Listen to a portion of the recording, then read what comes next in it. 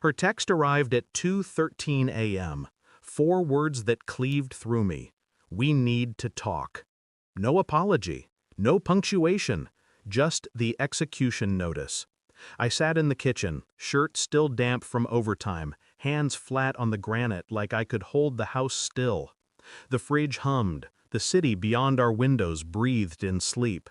She walked in barefoot, phone still glowing in her palm. I want a divorce. Her voice was steady, practiced. I stared at the marble floor between us.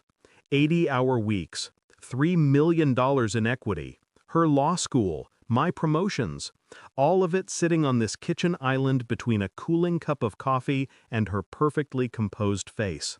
I said yes, quiet, immediate. She blinked, off script. Then I added, the mansion's in my mother's name. Her jaw twitched. Her lawyer, a man who'd been shadowing her through this discussion, set down his pen and looked up like someone had cut the power. I felt nothing, only a low tide dragging out the last warmth. She'd been withdrawing for months, moving like a ghost through rooms I built with overtime hours. Always on her phone, locked screens, quick swipes. The first night I suspected, she came home smelling of a hotel lobby. Not perfume, not alcohol, just that neutral, sterilized air of somewhere expensive and hidden.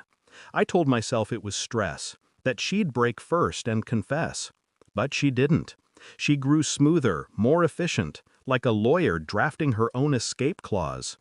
I started noticing small errors, different credit card receipts tucked under the wrong name, Lyft rides at 11 p.m. to streets she never mentioned, a second phone charger buried at the bottom of her purse. I kept my face flat, my voice warm, my eyes tired. I wanted her to believe I was still working blind. But inside, I'd already turned the lock on the cage.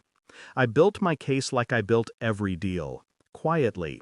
Bank statements, device backups, cross-referencing hotel bookings with her calendar. I found the man quickly, an equity partner at her firm, married, 2 kids. They called each other client on Venmo for the hotel reimbursements. I ordered a DNA kit under a false name, swabbed her toothbrush, and the sonogram photo still magnetized to our fridge. Not because I doubted the child, but because doubt had already become the oxygen in our house. While she slept, I sat at the foot of our bed scrolling her private messages, seeing how she narrated me as absent, cold, a cash pipeline. The contempt was surgical. Reading it felt like examining my own autopsy. Still, I went to work every morning. Still, I poured her coffee. Each act a brick in the facade I'd build until I was ready to push. The DNA came back on a rainy Thursday. Not mine. No question. I printed everything, texts, bank transfers, the paternity results, bound them in a black folder with her name in silver on the spine, like a legal brief she couldn't win. That night I placed it on the dining table. She walked in, heels still on, hair perfect, scrolling her phone. Saw the folder. Paused. What's this? Discovery, I said.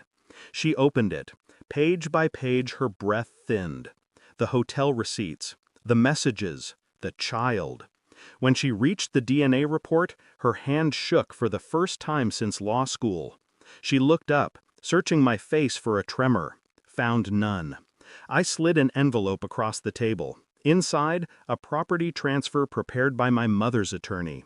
If she signed, she'd walk with nothing but her clothes and her guilt.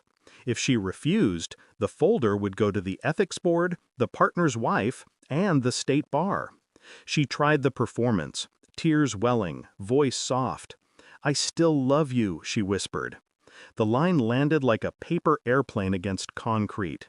"You already signed your choice," I said. "Every receipt, every message." The lawyer in her flickered, died. She signed. Her signature looked like a fracture. She left before dawn, clutching a single suitcase. No goodbye, no apology, only the faint smell of her perfume caught in the hallway air. I sat at the kitchen island again, same granite, same hum of the fridge. But the house felt lighter, like a stage after the audience has gone home. The DNA report lay face up beside my coffee. I slid it into a drawer without looking at it again. For the first time in a year, I breathed without measuring it. I wasn't happy. Happiness is a language I no longer speak. I was free. That was enough. She thought I'd built this house for her. She never understood. I built it as a vault, and tonight I walked out holding the only key. Thanks for watching. Don't forget to like, share, and comment. Subscribe now to Cheating Stories Insight World for more amazing stories.